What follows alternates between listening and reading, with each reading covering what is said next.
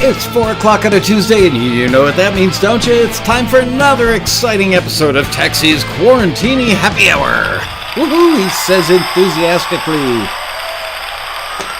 I'm acting perky because I'm half asleep. Hello, everybody. Today we're going to do a little Ask Michael Anything. Let's see who's in that chat room.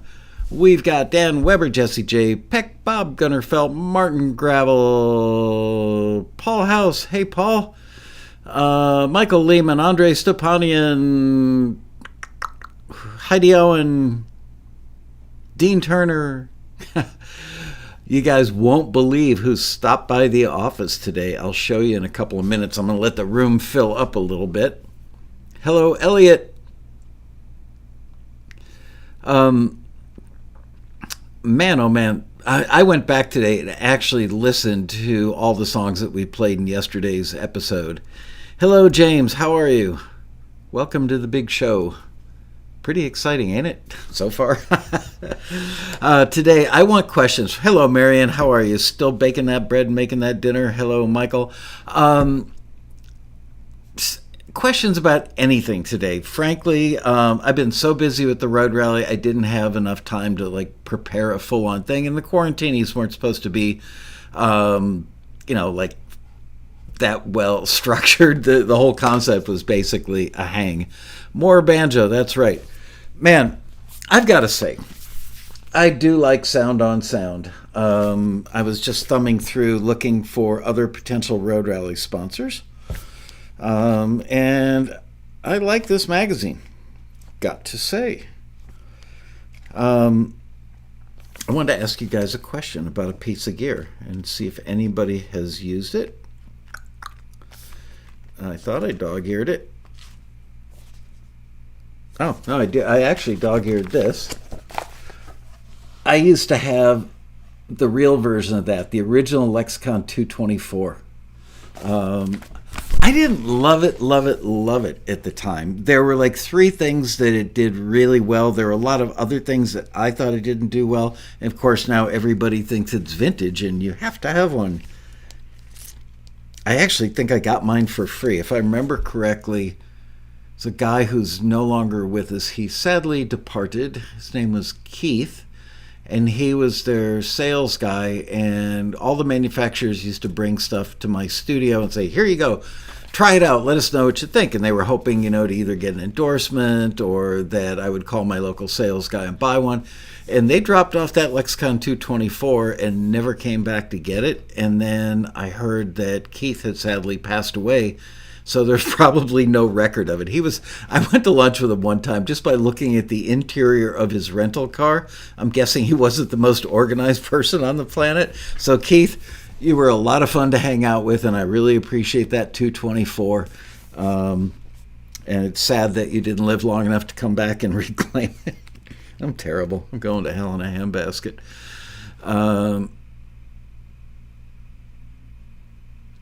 Pepperoni faders.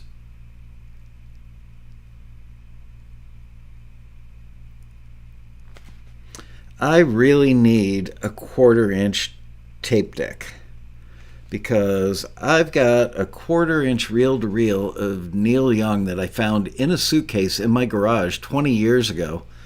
And I've never played it. I'm not sure if it's the same thing that I've got on cassette in my office or not. I kind of remember that Neil and I were going to Nashville, I think, and I wanted safeties because we were taking masters on the plane or something, and I didn't want to fly with the only copy, so I made a safety. Here, I'll show you. I think I've shown you guys. Be right back.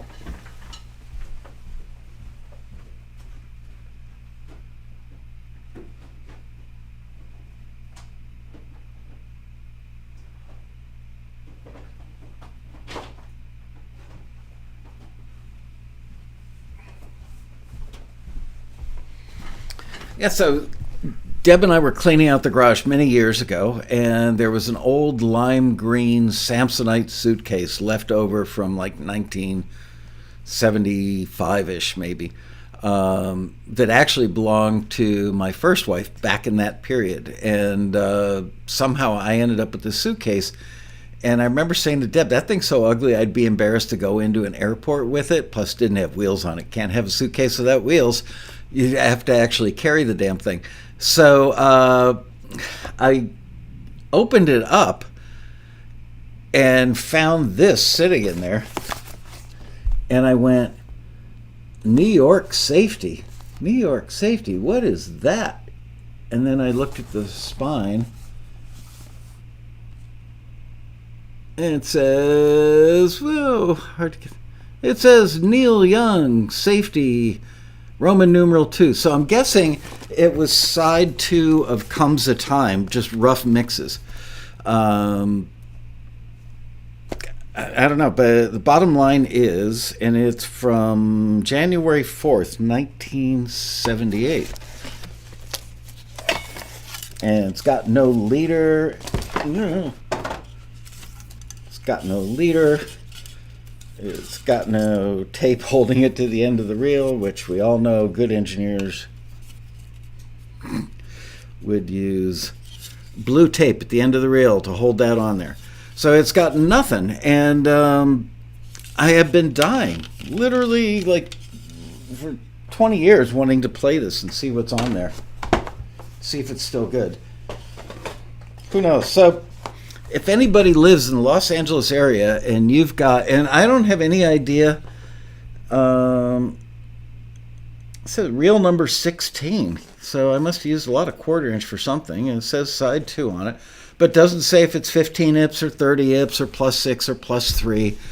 I would guess it's probably plus 6, 30 ips if I was making a safety, and it does say safety with a damn big exclamation point on it.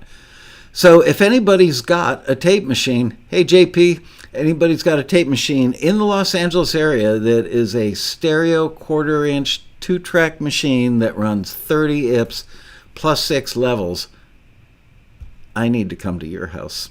And you know what? I'll even wear a mask.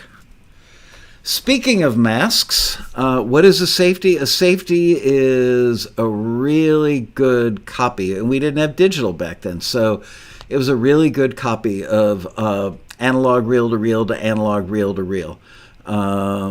I don't know that it needs to be restored. Surprisingly, a lot of the stuff that I've dug up from way back then, I haven't had any problems with shedding or loss of fidelity or any of that stuff.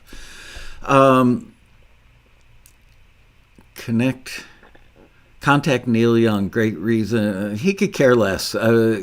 He's got the masters. He doesn't need the safety. And he'd probably say, oh, thanks, man, and take it from me, and that'd be the end of that. No, I want to play it in my own damn house. He lives somewhere very close to my house or the taxi office, which are about 9 miles apart. He's definitely out in this neck of the woods. I don't think he's still living in the house in Topanga Canyon. I don't know if it'd need to be baked. I mean, I've got other stuff that I've listened to that didn't need to be baked. Just saying. You know what you call it if you put it halfway in the oven? Half-baked. Oh, hold on.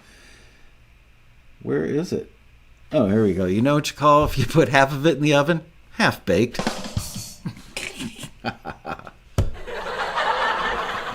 Oh, yes, the audience loves it. Oh, stop it, you guys. Anyway, what else was I going to talk about? Oh, yeah, other people with masks. Today's topic is other people with masks, and let's see if you can guess who this is. Who is that gentleman standing next to me a mere 2 hours ago?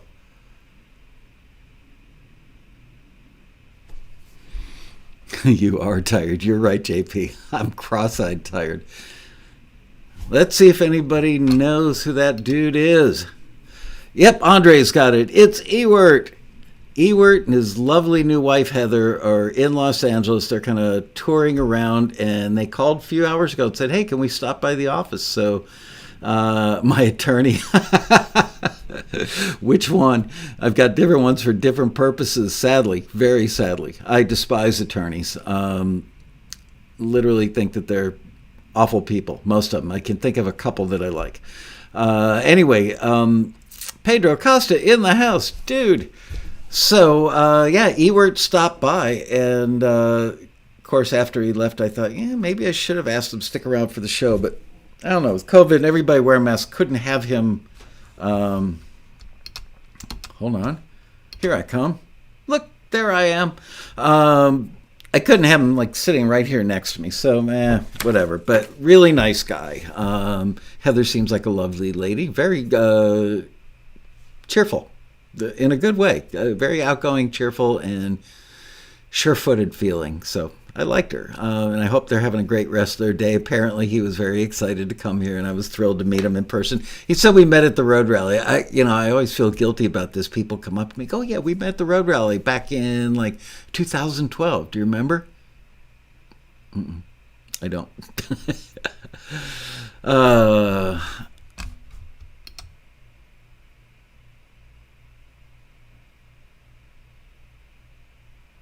JP, if I'd known you were out here, seriously, I might have had to ignore you because I've been so locked down with road rally stuff. I just posted the schedule late yesterday, so now I feel like I've got a little bit of burden off of my shoulders. But JP, depending on how far away you were, I might have like come to you or taken you out to lunch or something. I don't know if Ewert's in the chat today. I think he and his wife are driving around. I mean, I guess he could be watching the show on whatever you call it, like on his cell phone using 4G or something. Or maybe he's got 5G. Taxi.com rally. Thank you, Liz. Yep, the schedule is up. So remember during yesterday's show, we left Peter's got a question. Who's cheerful in a bad way? The Joker, that's right. Whoever said that. Cass said that. Great minds think alike. Or I just stole your thing. I don't know. Anyway, remember yesterday we were talking about right after I posted the schedule on the internet. Shirelli said, sorry, we can't do the live mix thing. We literally, people are going to offer up suggestions, and I appreciate that, but we went through so many possible ways to solve the problem. The problem is Rob has an older Mac tower running an old OS, running an old version of Pro Tools that he says is rock solid and never fails him. He never has to do updates or get weird or do, just no problemo. It works all the time. And so he has not updated the computer or the software or the OS. So therefore, all the things that we needed to do, he does have a current Mac Mini sitting next to it, but coordinating the stuff with getting one to talk to the other, blah, blah, blah, and then what else? And then when we talked about him just shooting a video of himself mixing something, and he said, you know what? It's going to take more hours than I've got to shoot and edit. Rob doesn't like to do things half-assed, as opposed to me, I mean, come on. I'm working here with a webcam and a USB microphone. And software that doesn't, broadcast software that doesn't work about 20% of the time. So there you go. So I came up with an idea, and I want to see what you guys think. Everybody pay attention for 1 second here. I need a drum roll on my sound effects. So I'm thinking, Rob doesn't even know this yet, but I'm thinking about doing a thing called Can Rob Fix My Mix? And we will have people submit songs through the normal Taxi submission process, and we will take 100% of the submissions, assign them a number on a list, and do like we do for the other things, and Bria will use the random number generator, and whatever number comes up, that's the piece of music that we will play, and you guys will, in the lyrics section, just type in, so Rob, I just can't seem to get the background vocals to blend well with the lead vocal and the chorus. How would you go about that? So we want specific questions about what it is that you'd like to fix in the mix. Don't just send in something I know people are going to do this, but please don't. Don't just send in something. It's like, I think this is a really good mix. I want Rob to hear it, because that's not the purpose. The purpose of this panel is not to like, wow, awesome mix. Man, you're as good as I am. You should have Grammys and Gold and Platinum records. As much as I would love to pump up people's egos, this is about genuinely helping them solve a mixed problem. So we need the problem stated pretty succinctly. Of course, I've got to run this by Rob tonight and see if he's down with it. I think he will be. And then I came up with a really cool idea, because, no, I don't need stems. He's just going to listen to the final mix. He's not going to sit there and, throw up stems from everybody's thing that he listens to. And then, and besides, for that, I don't think you'd use stems. You'd use individual tracks, like, tracks 1 through 24 in the 2-inch tape. That's my world. So, no, he couldn't have a computer and fix it on the fly. We were going to have him use a computer and work live. There were so many ways it could fail that we felt there was less than a 50% chance of the panel going well. And there's nothing more embarrassing than having hundreds, or in the case of the rally, thousands of people watching you do live TV and sit there going, maybe it's this, maybe we should unplug that, maybe if we bring down that fader, we won't get the feed. No. So there's Keith LeBrant. Keith, I owe you one. Anyway, we talked about having people submit like they do sometimes for Taxi TV, like on Facebook or Twitter. And thought, no, it's never been all that efficient. So we decided we're going to use the regular submission thing, and you guys are going to pay $5 a submission. But then I said, they're paying $5 a submission, but they're not getting critiques back unless Rob, happens to listen to their thing on the show. So, let's say we get 100 submissions and we listen to 5. I'm just pulling numbers out of the air here, but that's probably in the ballpark. And we just listen to 5. That means 95 people will have spent $5 a piece to submit their stuff, and it's not going to get listened to. And you're thinking, well, have Rob listen after the road rally. That's not going to happen either, because he's not going to have a chance to listen to 95 pieces of music. So I came up with an idea, which is we're going to donate 100% of the submission fees to a charity. So not only will you be getting a chance to have your mix fixed by Rob Shirelli, you will also be doing something good by sending in $5 that it's going to go to a charity. So I've got some pet charities, but this shouldn't be just about me or what my family likes to donate to. So I would love to get suggestions from you guys, what you think would be some good charities. Musical charities are cool. I will tell you that I donate to Tunnels to Towers, Tunnels to Towers, which is a charity that pays off mortgages for Gold Star families. If your husband or wife is a police officer or a military person, they are killed in the line of duty, that Tunnels to Towers pays off the mortgage so that the remaining family members don't have the burden of a mortgage. And so that one's I like. But, it doesn't have to be about me. We thought about maybe, there's another one that we've donated to in the past. Can't think of it. Anyway, so ASPCA, Disabled American Vets, that's a good one.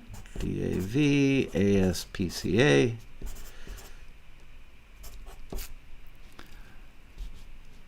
Guitars in the Classroom.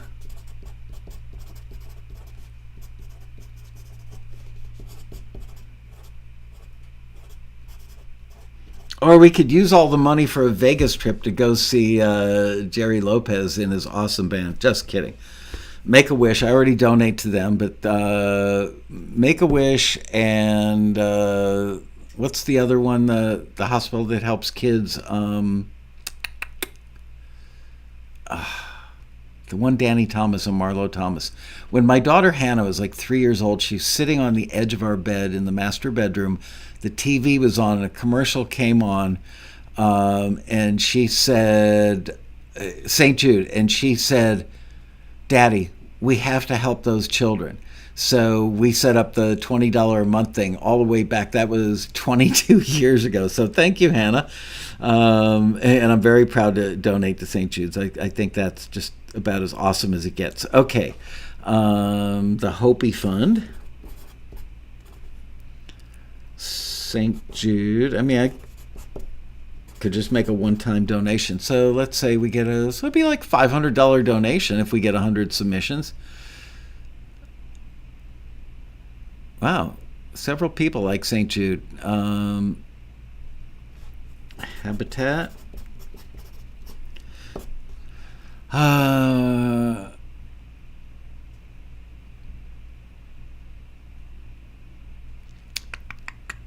Wounded Warriors.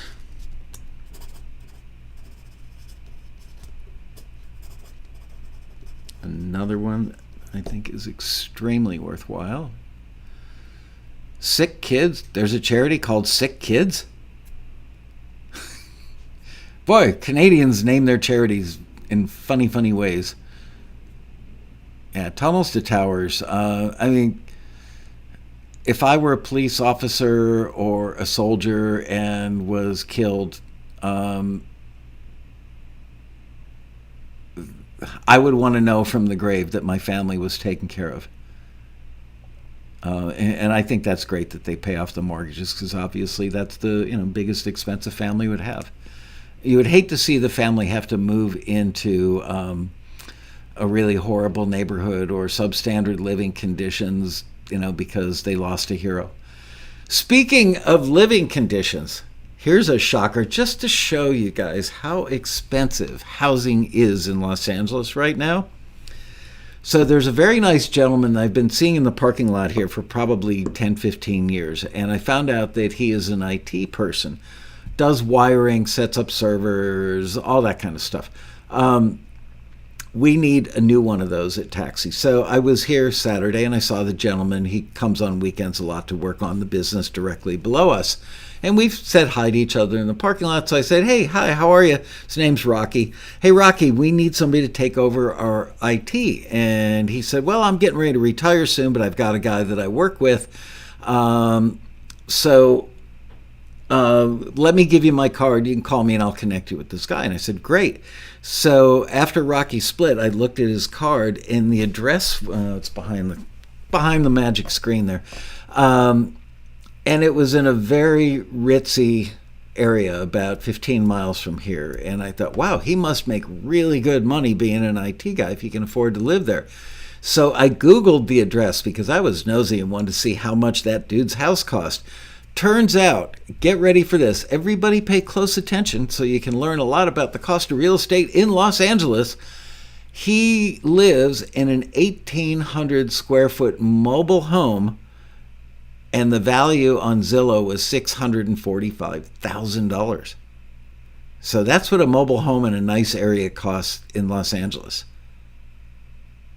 $645,000 for an 1,800 square footer mobile home. So, just saying, pretty pricey out here. All right.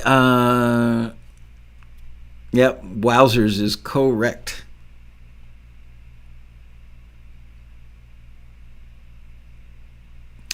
Oh, Metaviver.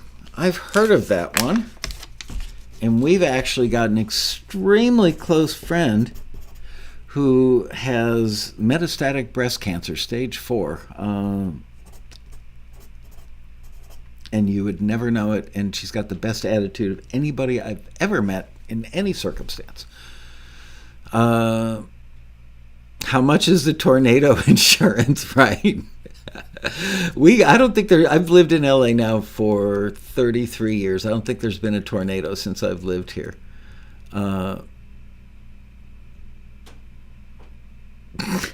Isn't that shocking? 640. And I don't even know if that comes with the land, right? Because in most trailer parks, don't you rent the slab that it sits on? I think 645 grand. Many, many, many places in the United States, that would buy you like a 4,000 square foot house on an acre, wouldn't it? Am I nuts? I know the town I grew up in, Ottawa, Illinois, population somewhere around 16,000 bucks. I've seen houses there in neighborhoods that I know that are nice, beautiful, like older neighborhoods from back in the Civil War. Um, and, like a 4,000 square foot house that's drop dead gorgeous, old, probably like 150 years old, but gorgeous, on a street that's like a street paved with bricks, and they still have those little horse hitches with the like brass horse head with the ring through its nose. Just really, really quaint part of town in Ottawa, Illinois. There is that. It's in Ottawa, Illinois. Not a lot of action there, if I remember correctly. Been a long time since I've lived there, but you could buy a house there like that for like $250,000 to $500,000, kind of depending on the shape and the size of the lot and stuff. Wow. Anyway, so there's that.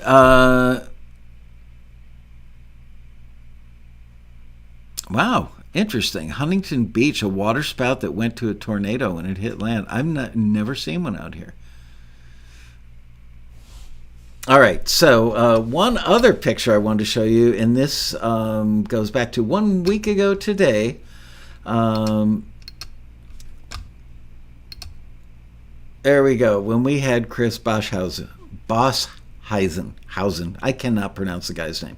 Anyway, he's kind of a friend, and I can't pronounce his last name. That's him in the lower left. And there's Captain Kirk sitting next to him. They were supposed to take off this morning at 6:30 a.m. Los Angeles time, 8:30 Central time, because they're taking off from West Texas, I think. So the flight is delayed. It's taking off tomorrow morning. You can watch it.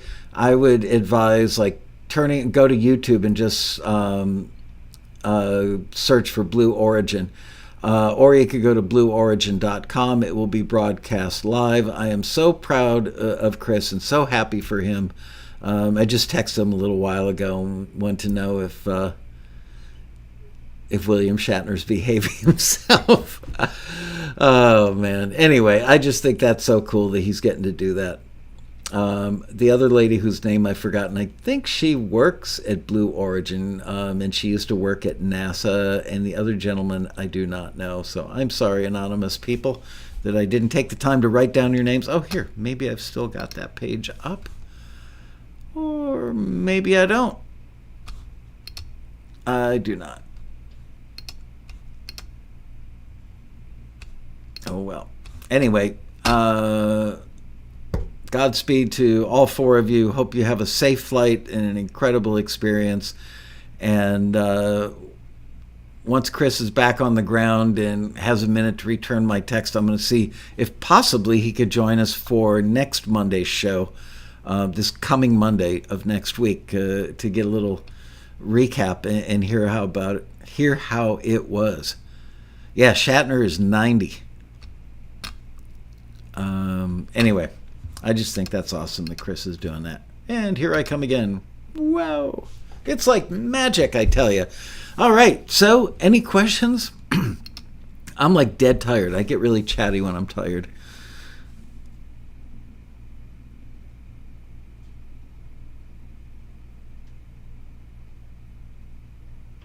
Marion's got a question. Go for it, Marion. Either that or she's just waving. Oh, no, it's a Spock hand. Sorry, I didn't get that at first. It takes a minute. I'm a little slow. Chatty but slow.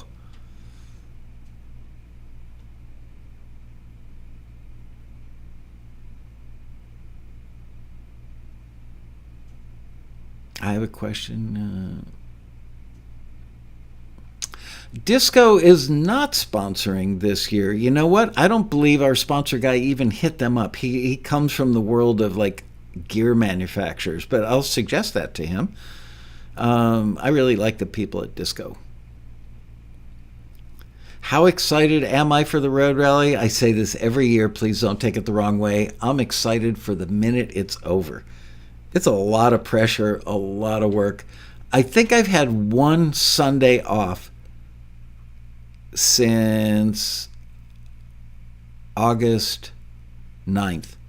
I think August 9th was the day I started getting really busy with the road rally. And it's like, okay, guns a-blazing now. And I remember taking one Sunday off. And I had another one where I only worked about 4 hours. Other than that, I've been working 7 days a week. I mean, it's depressing when I walk out of here at 9 or 10 o'clock on a Sunday night or a Saturday night, and I'm the only car in the entire office park complex. And I just think to myself, dude, you need to get a life. But then when I see how happy people are when they go to the rally, makes up for it.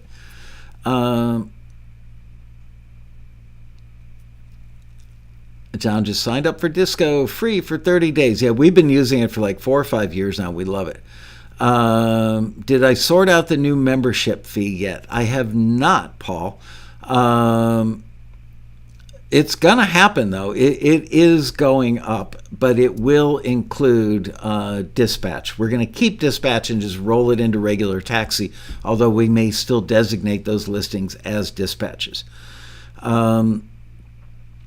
Question, out of the loop, is the road rally schedule published? It is. Go to taxi.com/rally and you will see it up there. There will be a few minor changes, but pretty minor. The Rob Shirelli thing that's up there now with him doing a live mix, that's getting changed, and hopefully it will be, can Rob fix my mix? With all the submission money going to a charity. It is a marathon, prepping for the marathon. And this year, it's 6 full days of broadcasting. Monday, Tuesday, Wednesday, Thursday, we're off to prep for Friday, Saturday, and Sunday and get the real techie in. And I've got to say, I'm working without a net on Monday, Tuesday, and Wednesday. It's just going to be me, and Bria is flying out from Kentucky. And it's just going to be the two of us doing it like regular taxi TV with no technical director there and all the gear that he brings with him. So we're a little limited. Like, I can't have 3 guests on. I'm not even sure. I just upped the bandwidth at my house, but I've only got like 30 megs up. That's the max I can get in my neighborhood. So I've got to find out if that's enough upload bandwidth to bring in 2 guests on camera or not, because I've got a couple of things that we're doing during the prequels that I'd like to have 2 guests on. And of course, right after I published the schedule, which was late yesterday afternoon, if memory serves correctly, then of course I started getting emails almost immediately from people that ghosted me on the previous 2 or 3 requests. Hey, can you join me for this panel? And then finally, I either changed out the panel because they couldn't make it or got somebody else to be on the panel. And now they write back and go, sure, dude, love to be on the panel. Any jazz listings coming up? I honestly have no idea. I've been behind closed doors now for about 90 days.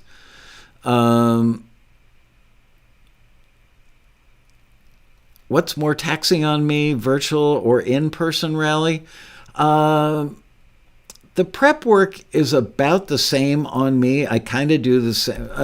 I do have to think of like video shots, make up a shot sheet that I hand off to Bria, and then she puts it into an Excel spreadsheet. She hands it off to the tech director, and he builds it into what's called run of show, which everything we do is like timed out and sequenced out, before we hit the go button in the morning.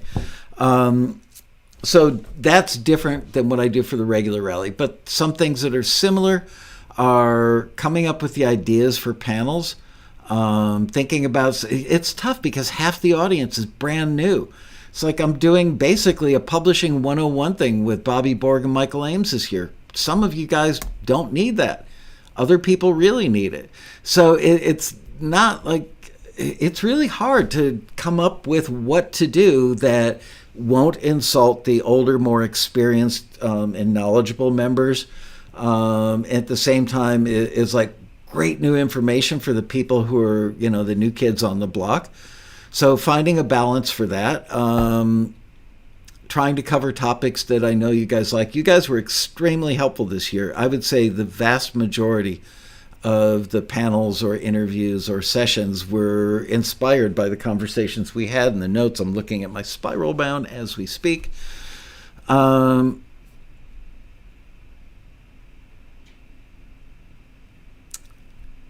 the taxi is not only for music library clients. Why do you think that, Elliot?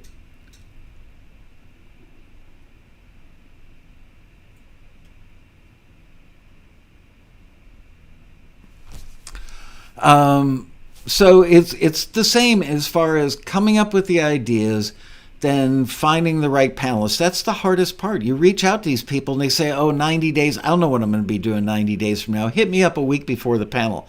Well, I can't because I need to publish a schedule. I need to have things locked down. I can't wait till a week before and have you say no and then have an empty panel. So getting people to commit pretty far out is hard. And then you get 2 or 3 people that'll commit for a panel, and the fourth one that you really, really want because you know they've got a great personality, great information, and they're a new face on the panel. It's always nice to get some fresh faces. Then that person will say, I want to do it, but I can't do it on Friday at 3. I could do it Sunday morning at 11. So then you have to make a decision. Do I just scrap that person who I know is great for the viewers?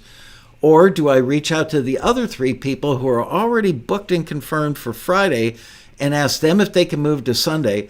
And then I've got to reach out to the people who are booked Sunday at 11 and see if I can move them to Friday. And only one of the 2 or 2 of the 3 can do it. So it's that. I play this cat and mouse game of like, it's like triple-decker 3D chess. That's what it is. It's like 3D Tetris is what it is. And it's a bitch, and I'm not laying fault on anybody's doors, just they don't know what their schedules are going to be, especially the people who are involved, like in music supervision. They could not be on a show and then they get a call, you got the show, and we start post-production, on November 1st. Bye. Can't do the rally. So that kind of stuff. So that is the same for the virtual rally as well as the physical rally.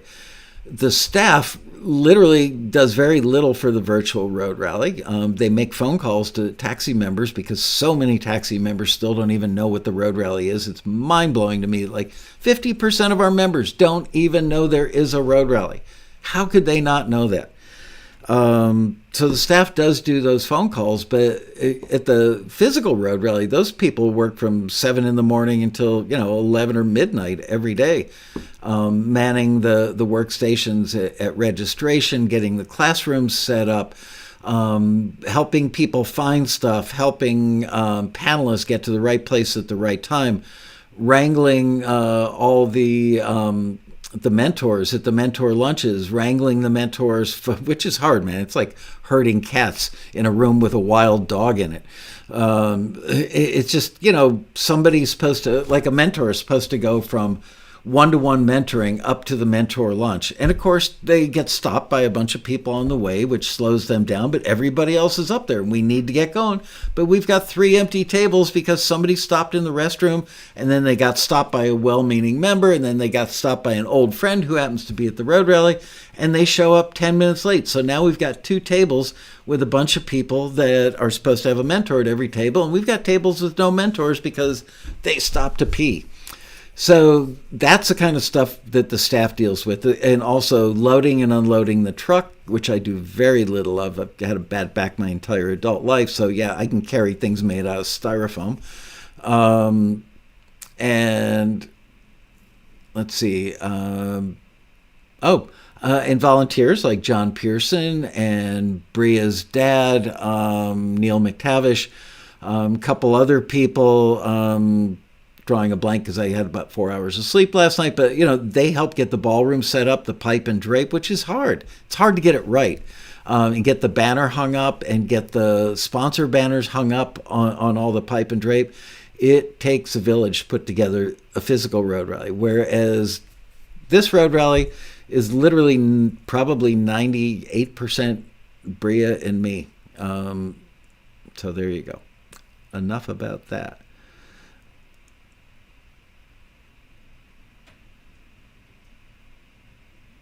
Yeah, Andre saying he's still depressed that it's not in person. There's you can't replace the meeting people and collaborating and meeting industry people face to face. It's just fun and it's productive. Yeah, all we can do is hope that this stupid virus gets put in its place. Give it a timeout. Pipe and drape sounds like a Scottish marching band.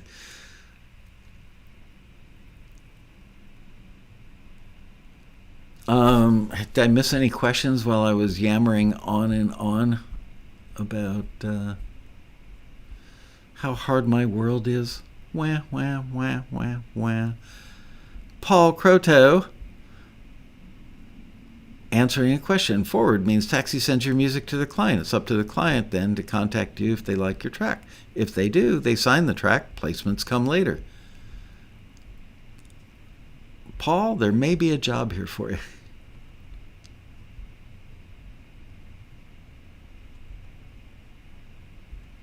John Hope, there aren't a lot of Americana listings. It's not that there are none, but, let's face it, there's not like an Americana radio station. There are Americana playlists on Spotify and other places. But Spotify playlist people don't run listings with Taxi. Anyway, Americana comes and goes. It's never been a big genre, which is sad because we used to have a screener that was like a world-class Americana screener here for many, many years. Then she moved back to Australia. Anne was her name. I can't remember her last name, but we all loved her. She was just an awesome person, great ears, and a great screener. So, we're locked and loaded to do Americana. We just don't get a lot of requests for it.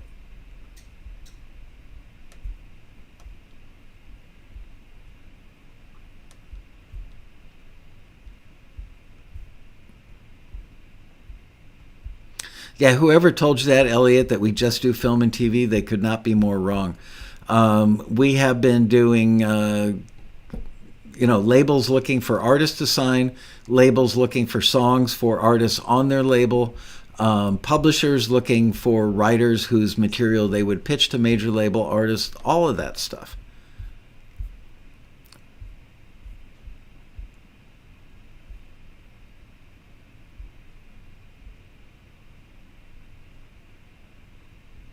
The surge for Americana is coming. Sometimes it's funny. Like one show will come out that has Americana on it somewhat frequently. I can't think of one right now, but there have been shows that have had, it wasn't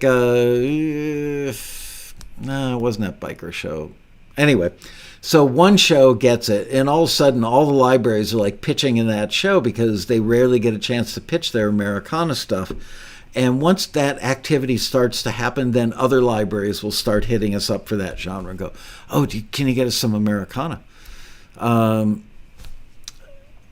you go.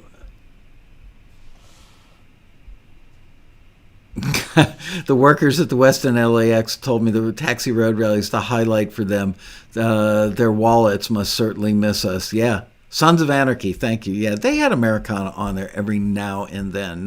It wasn't like their main genre. Wow,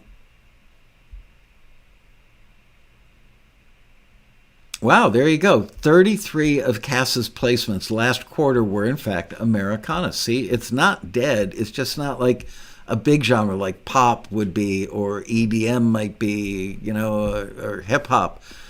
It's not dead by any stretch of the imagination. I personally love Americana and wish there were more shows that used it. Sons of Anarchy, great show. Yep. Did you guys see the listing that just came out today? We had a one-off listing that came out. Again, another huge Madison Avenue ad agency came to Taxi and said, can you guys find it? It's only a $2,000 thing, but it's for a TikTok thing for a nonprofit, like a global nonprofit. And they're very excited about it. And we'll see. Also heard today, and I never, ever, ever, don't hold me to this. I repeat, do not hold me to this because it's ad agency stuff. But I did find out today that at the moment, a Taxi members thing is in the number one slot for that big commercial listing that we ran a week or so ago. I don't even remember what the genre was for. But, like I said, even though that person's music is in the number one slot today, all it takes is one person in the ad agency or one person at the company. So far I'm guessing, and this is just me guessing, that it's made it through like the creative director and the producer of the spot are like, yeah, that works great. We love it.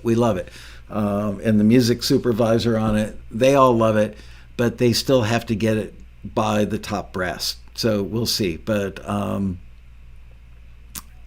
that would be a great placement. Yeah, the listing said up to 100K. Obviously, independent artists don't get paid as much as like a name brand artist would for that. So, who knows? Maybe it's 50,000, 60,000, 70,000. I don't know. Could it be 100K? If they absolutely love the music, it could be. I don't know. I mean, I am not the person to even take a guess on that. Just generally speaking, unknown independents generally get less because there's not a manager involved who's going to negotiate for them. And frankly, look, if you're an unknown independent, somebody offers you $65,000 for a piece of music to be in a commercial where some band with a following or a brand name might get 100K. Frankly, personally, I think you'd be foolish to go, well, I know you'd pay 100 grand to a big band, so that's what I want too, because my music's every bit as good. And you might be right about that. I would want to take the lesser amount of money that's still a lot of money and be in the good graces of that agency and that music supervisor at that agency, because they do tend to reach out to people they've worked with before who they like and have had pleasant working experiences with. So just saying. And could you, as an independent, negotiate your way up from 65K to 100,000? Doubtful. The only way I think that would happen, again, these are all my opinions based on personal experiences, is if, let's say, the CEO of the mega corporation heard your music in the test version of the ad and loved it. And all the people at the ad agency know if that music does not end up in that ad that they are in big trouble, then you might be in better position to negotiate. All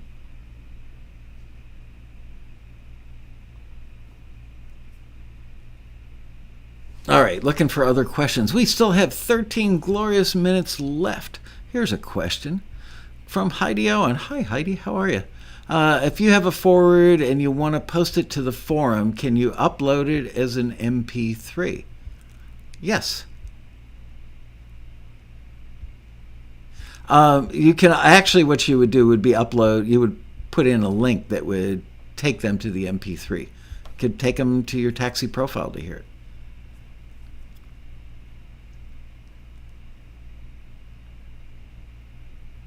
There was an energy drink ad, was looking for a song, the license was $280K. That was 3 or 4 years ago. Was that a taxi thing, Sam?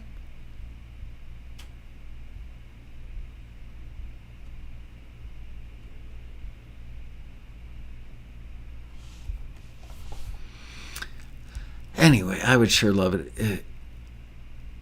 I'm not even sure that the taxi member knows that their piece of music is in the number one slot right now. I'm not going to say anything because I don't want to get their hopes up, because I know ad agency stuff is it's squirrely.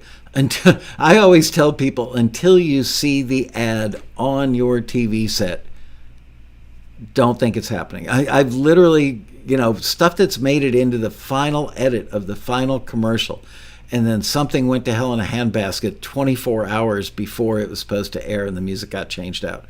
And back in the day when I did audio posts for TV commercials in New York, I was often the guy changing it out. It was heartbreaking to know that somebody was like doing cartwheels going, all right, we can send the kid to college after all. And then they get the rug pulled out from underneath them. Is there any news about the taxi garage? There really isn't. Last thing I heard was like 3.5 weeks ago. I've been so busy with the rally that I've been grateful to not speak with them, the techie people. Let's see. Tunes 650 just joined 2 weeks ago. Got my first forward. Just wanted to say I'm glad I joined. Well, we're glad you joined as well. They won't all be forwards, brace yourself. But you know what? Hang out with the people in this chat. Get to know the people on the forum. Make sure you attend the road rally. Do all those things we tell people to do, because all of the more experienced, more successful members will tell you they did all that stuff. So we don't want to see you have a drop-off in your forwards. We want to see that number going up. So just pay attention in school, kids. Yeah, the agency can, Darren's exactly right, and he would know. The agency can absolutely love it, and the client doesn't. That happens probably more often than not.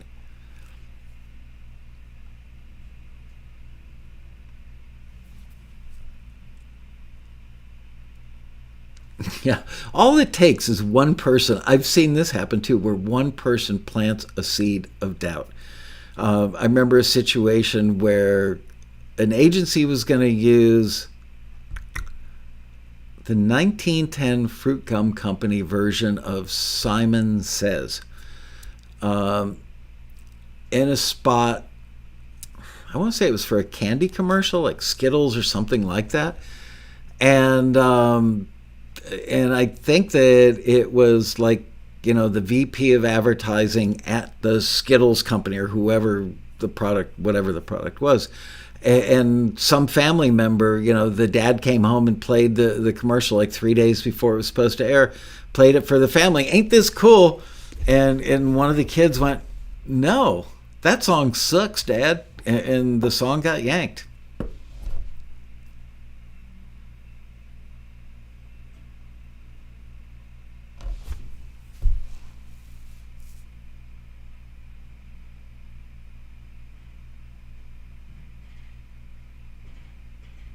If you're running, Cass says, if you're in the running for an ad, cross your fingers and be ready for alt mixes. Yeah, of course. You know, I would say that goes without saying, but you're right. It should be said.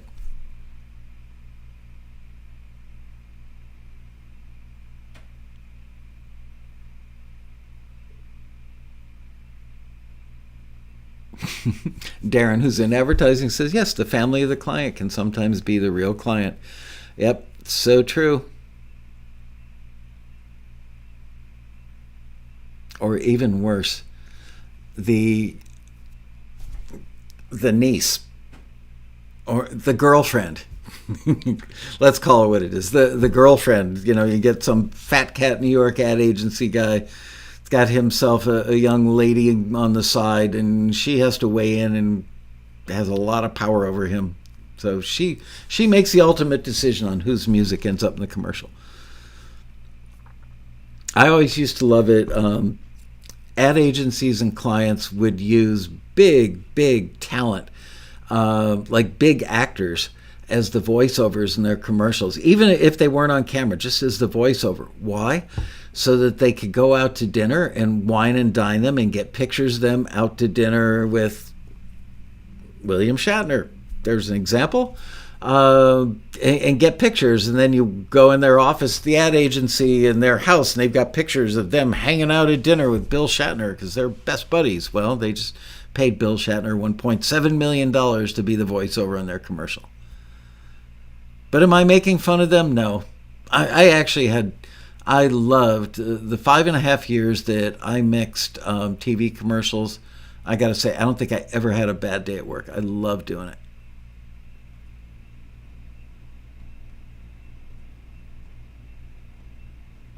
I remember, Keith, that was like your first big placement, right? Wasn't it for like Hot Wheels or something? That's right. If little Jimmy hated the music, then you would have to like stuff little Jimmy in the trunk of his mom's car until the commercial was already airing because we didn't want to hear from little Jimmy. I would never stuff a kid in the trunk of his mom's car. Just saying.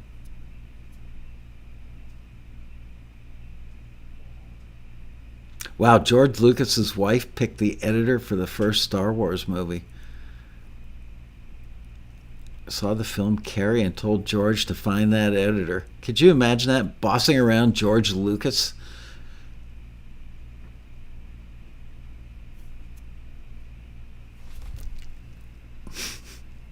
It's a crazy, messed up world that we live in. It seems to be getting crazier and more messed up all the time.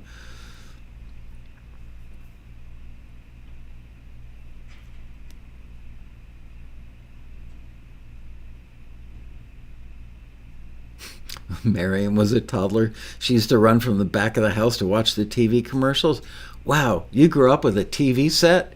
Were you guys rich? My family actually had a black and white TV until probably the late 70s, maybe 75, 76. We were so poor, we had to tie rags on our feet to walk to school in 3 feet of snow in those cold Illinois winters. What was my most memorable moment of last year's rally? When it was over. I'm always so glad. I mean, I'm sad to see it end, but I'm just glad that, it's like done and it went well. I do remember we had a couple of people, I'm already scared to death about this, a couple of people, like Michael Lloyd's connectivity at his house sucks, and he insists on using an iPad as his device to join us, video-wise during the thing. And iPads do not work well with the software that our guy uses. It's called vMix. And it's pretty high-end software. Definitely, I mean, we're levels above Zoom and stuff like that. And Michael Lloyd's connectivity was just terrible. And a couple other, Bob Mayer's, I think, was terrible, and Mason Cooper's was terrible. And it's so, and Steve, I got to get some sleep. I did have 2 nights where I slept 7 hours recently. Grateful for that. Stephen, who was our keynote last year? The War of Art. Why can't I think of his name? Anyway, his connectivity was horrible. And the whole time I'm trying to have a conversation with these people. When you're moderating, you have to really be tuned in. You can't just read a paper from the question, let them answer, and then go think about something else.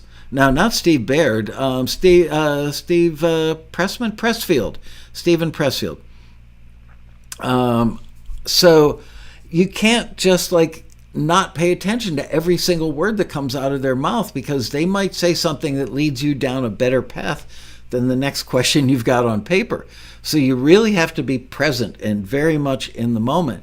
And if you're looking up at a screen and the person you're interviewing is laggy, it looks like max headroom, and you're afraid that you're going to lose them any second, it's extremely distracting. It's also distracting when I see the chat room talking about what they're having for dinner, what they're making for dinner during the road rally. I don't mind what you guys do during the quarantine. You can do anything you want, but during the road rally, keep the conversation about what's happening on the screen. First of all, if the people I'm interviewing happen to be watching it, I don't want them to see people talking about, I'm making a meatloaf with a ketchup and onion topping on it tonight for dinner. It's a little insulting. They're taking time out of their lives to do this for us. By the way, I am getting very excited about interviewing Mary Ramos, and I have yet to ask her if she'd prefer the pronunciation Ramos or Ramos. I will do whatever makes her happy. I already knew she was a nice person. I think that I had her on a panel back when she was just a puppy, 20-some years ago, at a road rally. I remember it was Mary and one other young female music supervisor, and they were very good on the panel. But she and I were going back and forth in emails over the weekend, and I could just tell she's going to be nice. Max Headroom, a blast from the past. Yep. Who knew that was the precursor to laggy YouTube videos, or laggy Zoom videos, even worse.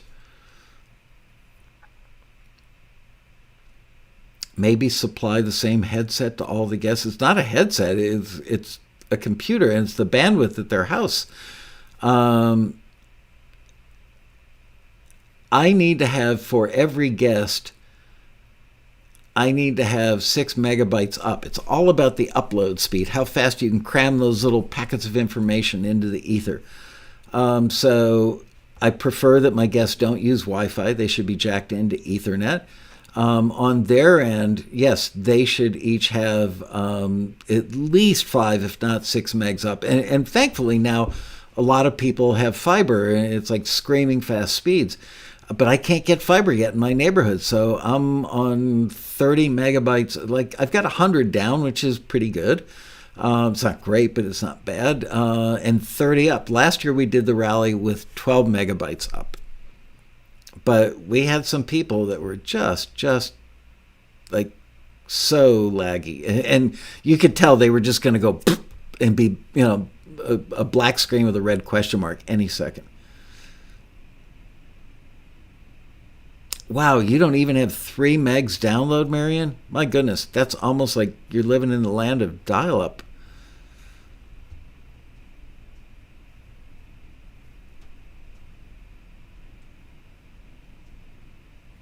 Yeah, I'm actually familiar with satellite internet, but then again, people I know that have satellite TV, gets rainy outside or windy. You think your phone company's going to go out of the internet business? Sounds like they should. Anyway. Well, kids, we've come to the end of our hour. It's been fun hanging out with you today. See if I had any other notes about stuff I wanted to talk about. All right, I will talk to Shirelli hopefully tonight. I'm going out to dinner with a couple of very senior citizens in their mid-80s this evening. Some very sweet people that Deb and I know. Deb's out of town at the moment, and they felt bad. Said, why don't we take you out to dinner, you poor child? So I'm going out to dinner with my grandparents. Actually, I'm not quite that old. When is the next Taxi TV? It will be Monday, 6 days from now. Not doing one this Thursday.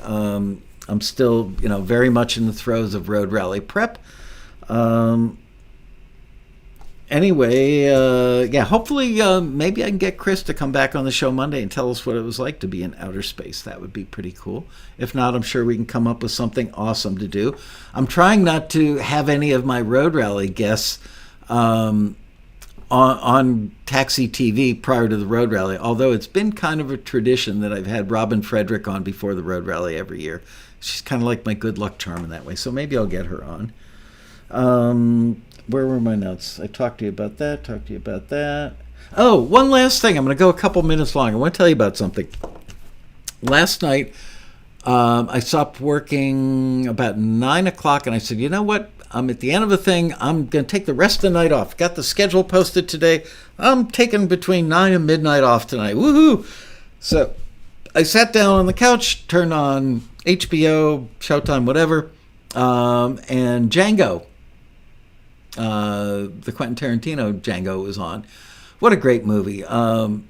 Jamie Foxx and the German guy whose name I can never remember were just spectacular. Oh, and the guy that played Monsieur Candide. Why can't I'm so brain dead from lack of sleep.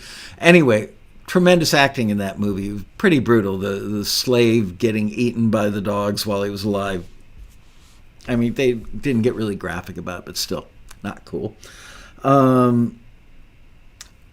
If you want to do something interesting to prepare yourself for this year's Road Rally and the fact that we're going to have the lovely, charming, and very knowledgeable world-class music supervisor, Mary Ramos, on the show, go get Django. Maybe you can find it on Netflix or something, or HBO Max or Hulu, wherever, and just scroll up and look at the music credits for that show. I mean, seriously, I was stunned. I froze them and just looked at them, and you go, how the hell do they even know most of this stuff exists? Some of it came from other movies. Some of it came from other Westerns. And I'm guessing that Quentin said, yeah, remember that scene where so-and-so looked at the bad guy and drew on him and shot him in the forehead? Remember the music that played right when he hit the ground? I think Quentin's probably that kind of director. So at least that would give Mary a roadmap to go find it, because it was in a previous movie, and then they would just license it from Sony or Universal or whoever, whoever owned the copyright or the master or that film. So I found it very educational. It will give you a really good look into what music supervisors really, really, really do, at least the ones that work on big feature films like that. It's a completely different world from somebody who's a music supervisor on a reality TV show or episodic drama. Completely different world. And if you are one of those people who believe that a music supervisor is very much like an A&R person, they sit around their office doing bong hits with their feet up on the desk, listening to great music all day and go, I love that one. Let's put that one in a TV show. Doesn't work like that. So please please, please, please write it on a Post-it note and make me a solemn promise that before we see each other next time, that you go freeze frame the credits for Django Unchained and just be amazed by what your eyes will be feasting on. Okay? There you go. Over and out. See you guys next week. Can't wait to see you at the road rally. Bye-bye. Whoops. There we go.